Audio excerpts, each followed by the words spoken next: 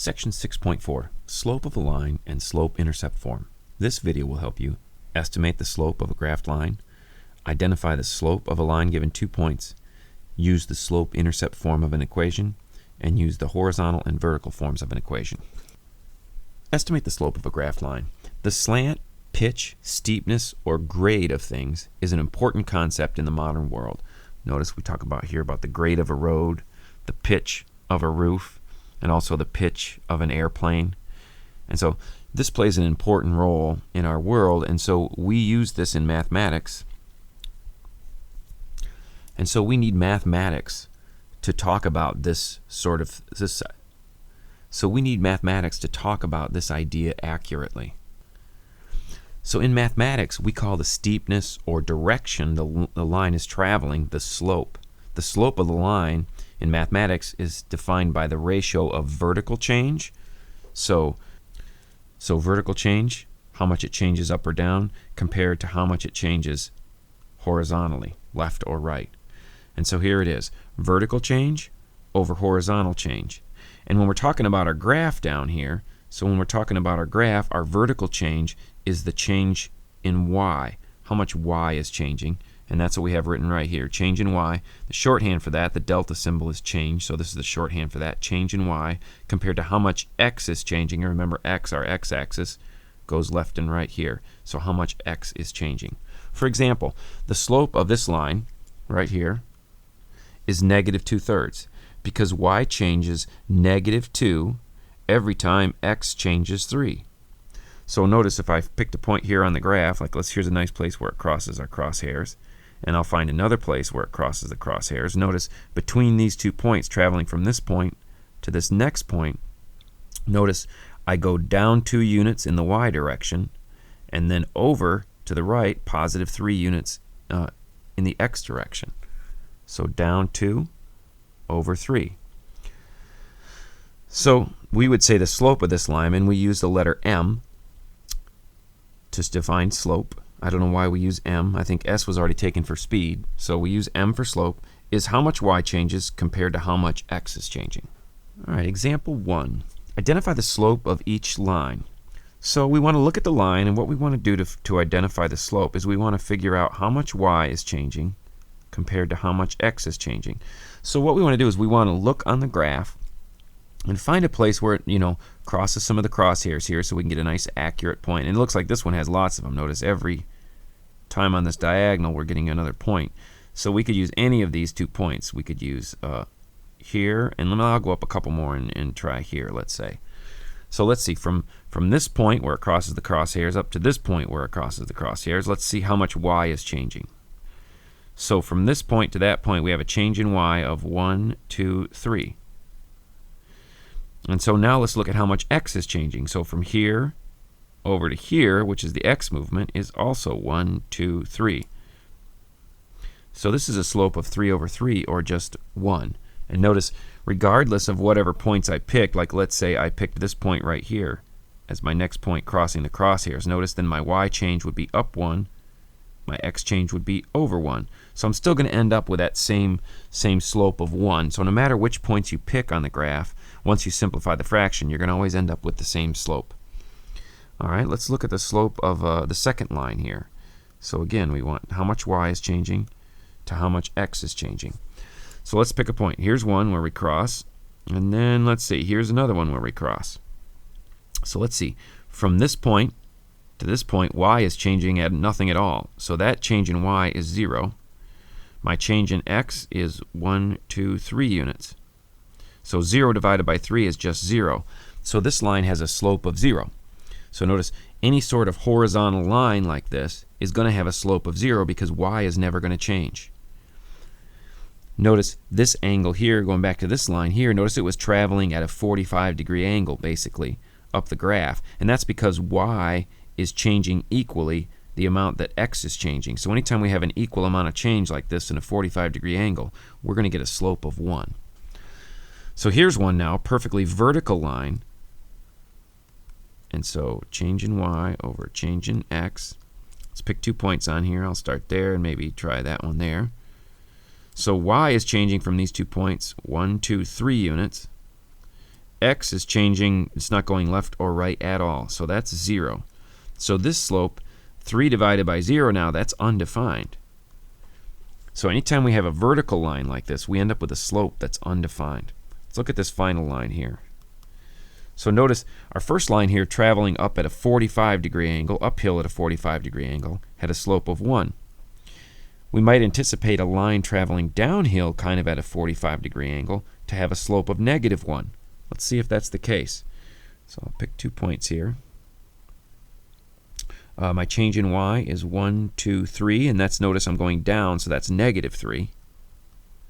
My change in x, I'm still moving to the right, so this is a positive change, is 1, 2, 3. And just as we kind of suspected, a line traveling downhill at kind of a 45-degree angle has a slope of -1. Okay, go ahead and pause your video player now and answer practice question 2. All right, practice question 2. Match each slope to the line below. Well, let's see. A slope of 3. So positive slopes are always going to be traveling uphill. You know, negative slopes are going to travel kind of downhill.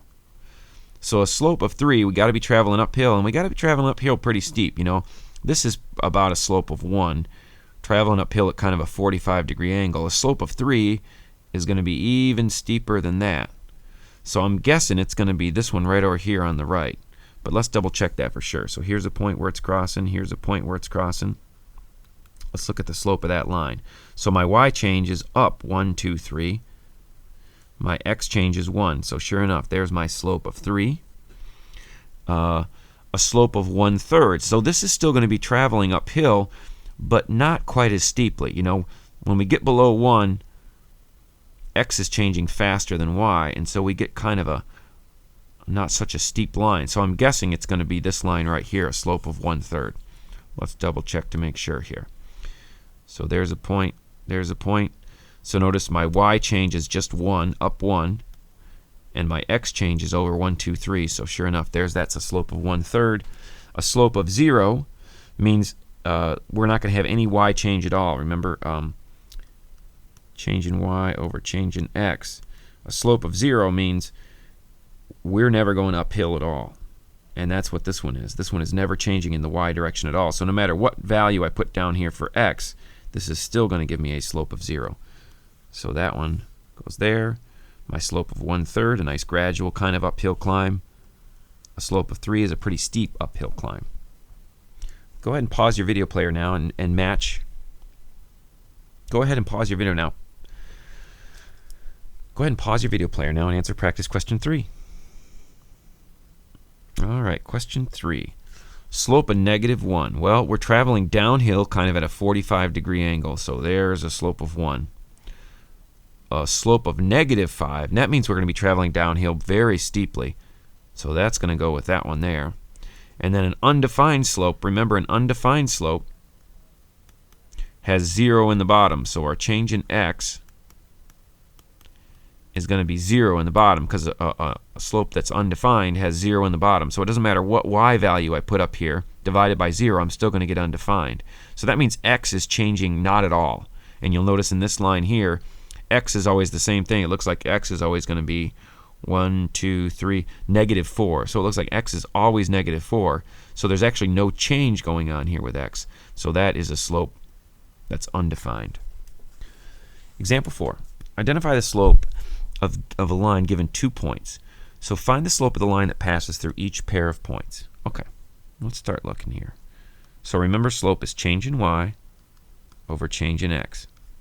So let's look and figure out how much y is changing. Notice, remember, in our ordered pair, it's always x first, y second. So for my change in y, I'm going to look at these two values and figure out how much is changing. So it doesn't matter which point I start with and which point I end with as long as I'm consistent. So since this point is listed first, I'm going to start here. So I would say, okay, starting at 0, going to 4, what is that a change of? Well, 0 to 4, that's a change of 4.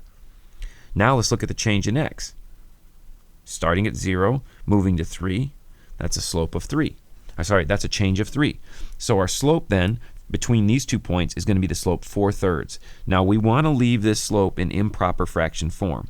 Writing this as a mixed number is not going to help us graph this.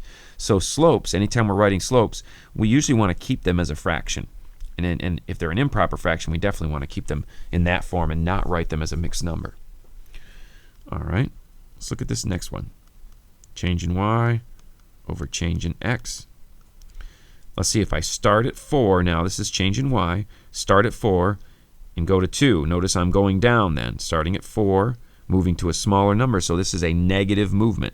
So start at 4, going to 2, that's a movement of -2. Down here in my x, start at 1, go to 3, that's a positive movement. Starting at a smaller number, going to a bigger number, so that is a slope, a change of 2.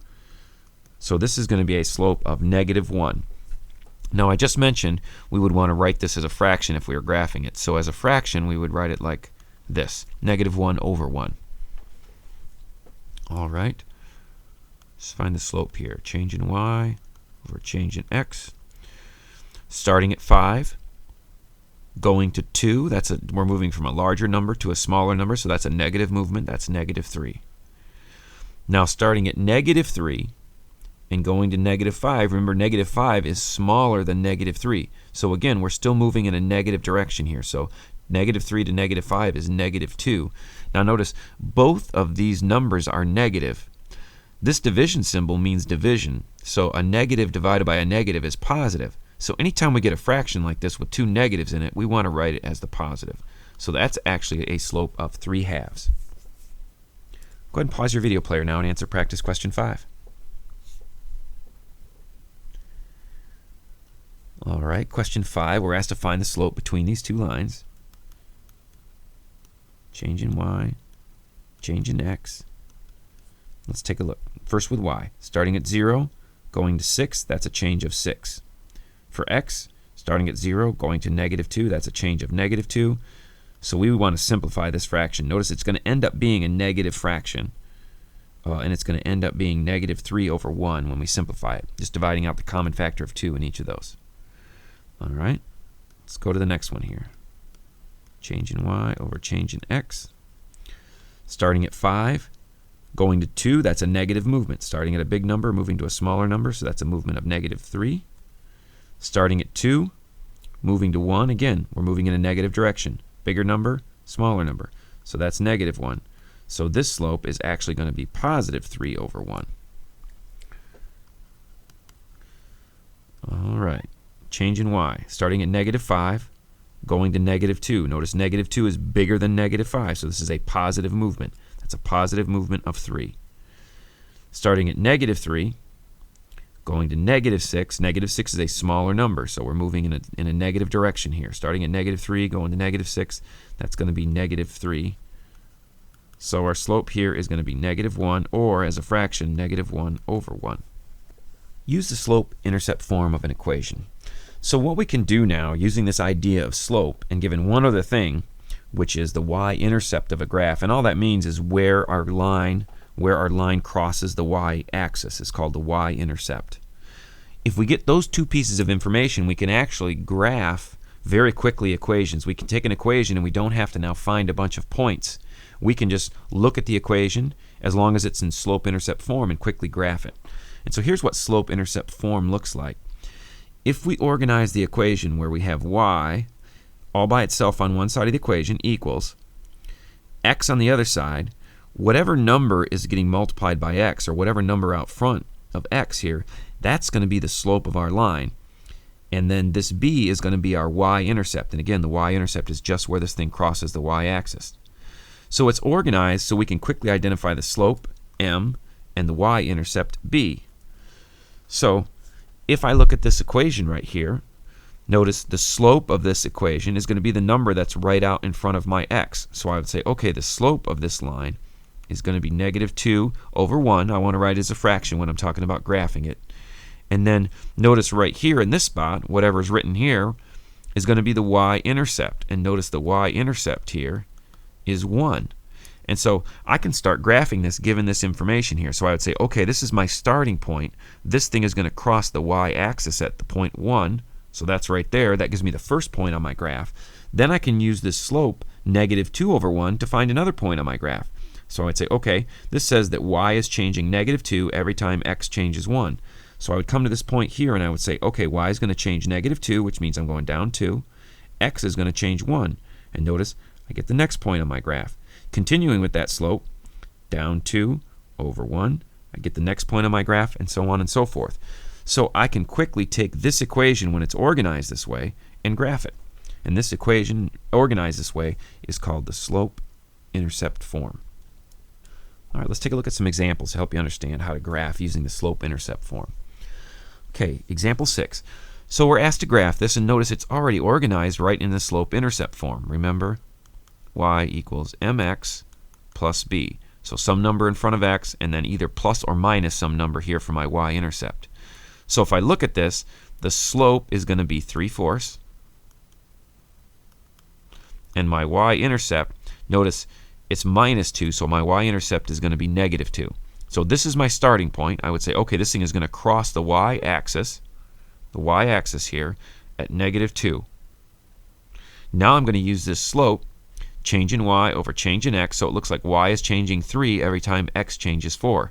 So I take my starting point here and say y changes 3, positive 3, meaning I'm going up, 1, 2, 3, and then x is going to change 4, 1, 2, 3, 4.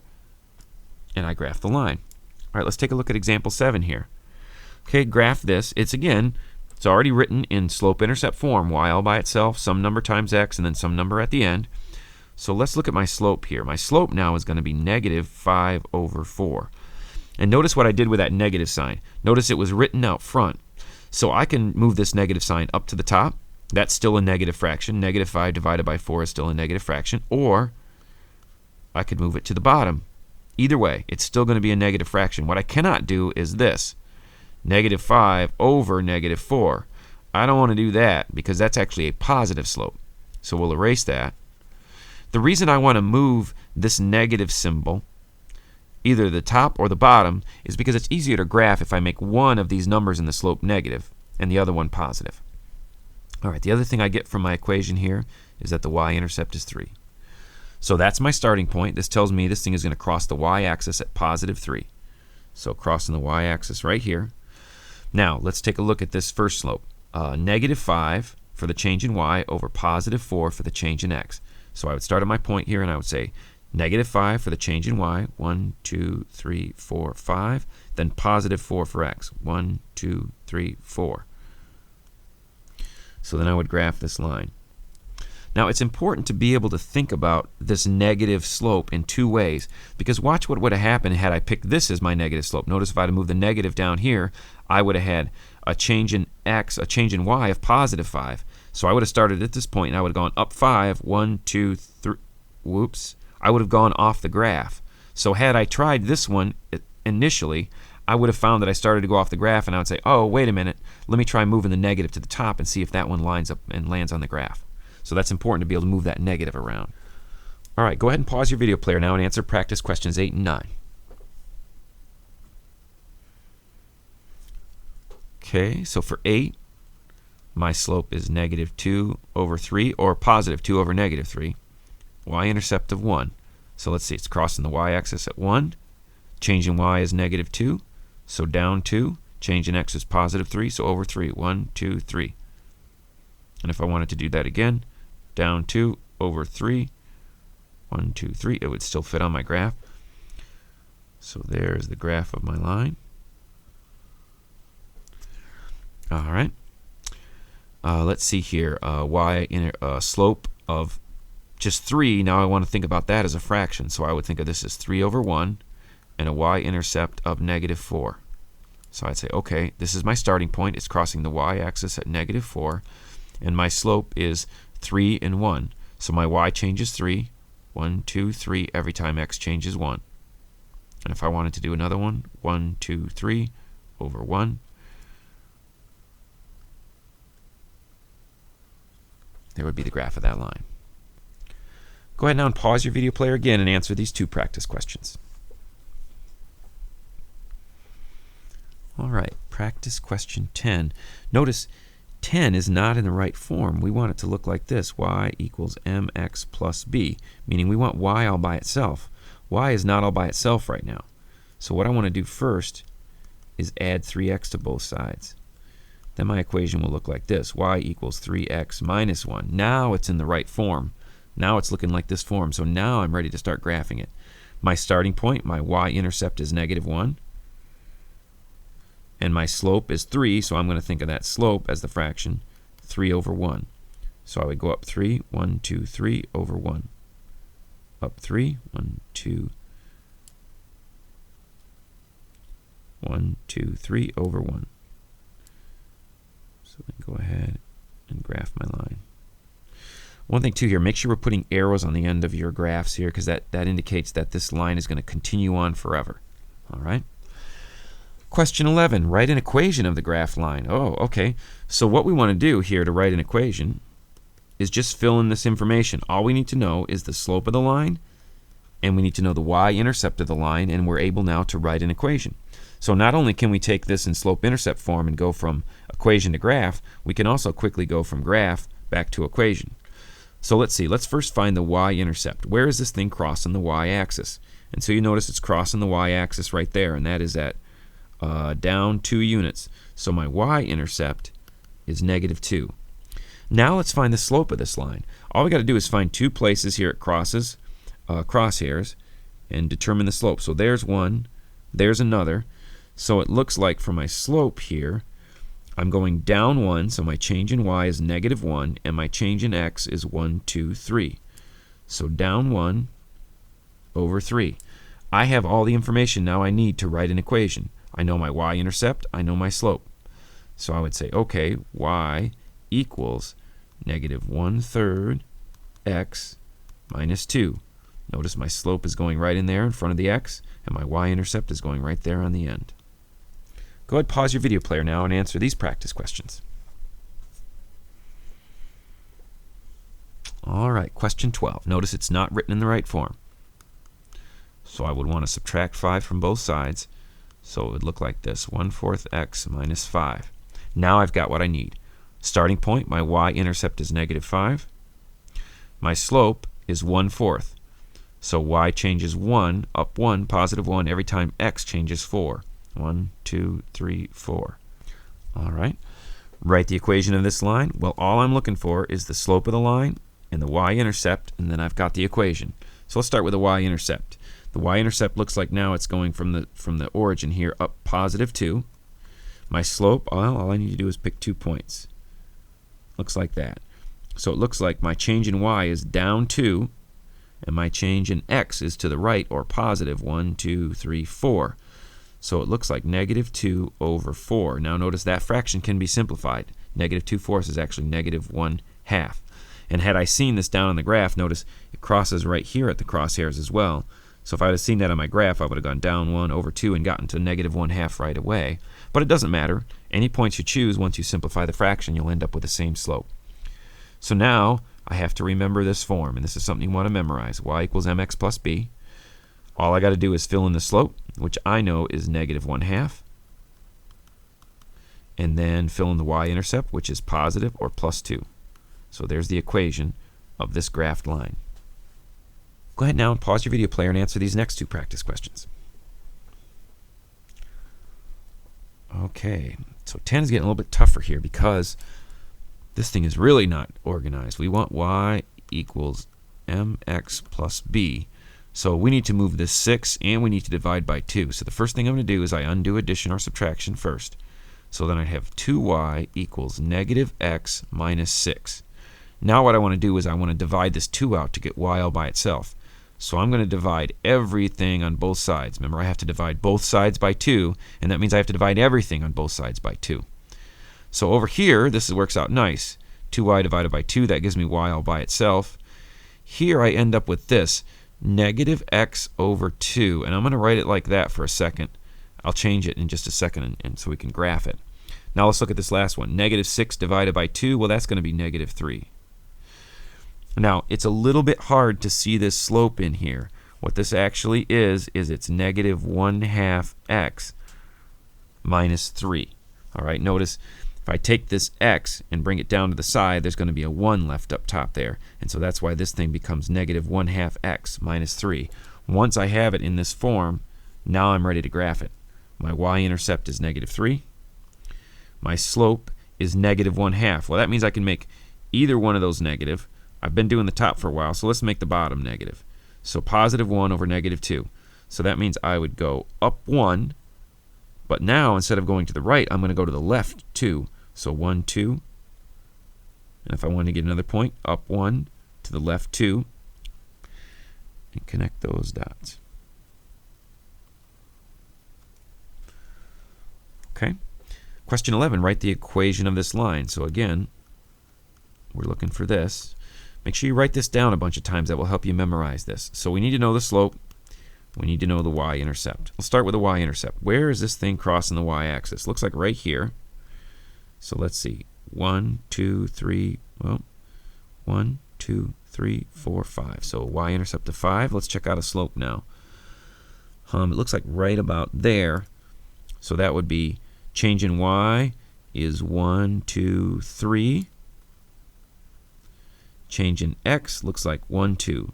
So 3/2. So the equation of this line is going to be 3/2 x plus 5.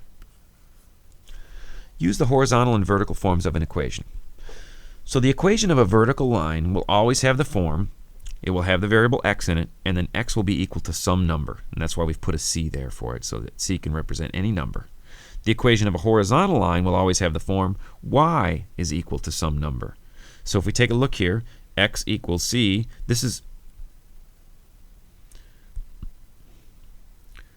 so we take a look at this first vertical line graph. It's always going to be in this form, x equals some number. Well, this one is x equals -3. And you can tell just by looking at the graph. If you look at the graph, all the points on this graph are the places where x is equal to -3, right? So that's why we get this graph, all the spots where x is equal to -3. It gives us a vertical line. Over here, when we have a horizontal line, notice it's always going to be y is equal to some number. In this case, it's y is equal to +2. And notice all the points on this line are the spots where y is equal to +2.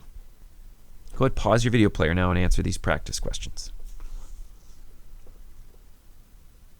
All right. Well, this is almost in the form. You know, we have just the variable y in there. What we're kind of looking for is y equals some number. So we want to do a little bit of simplifying here to get it to look like this. So we're going to divide both sides by 2, and then we'll get this line, y equals 5. So this is going to represent, the line is going to be all the places where y is equal to +5. And y is equal to +5 is all up here. This is a spot where y is equal to 5. So these would be all the points where y is equal to 5. So we are going to get a horizontal line going right across there like that. All right, question 13. Write the equation of the graph line. We should have put some arrows on there. There should be some arrows on there. But notice this is a vertical line, so it's going to be of this form. X is equal to some number. Well, let's see what x is going to be equal to. Here's my origin. 1, 2, 3, 4. So notice I moved in a negative direction.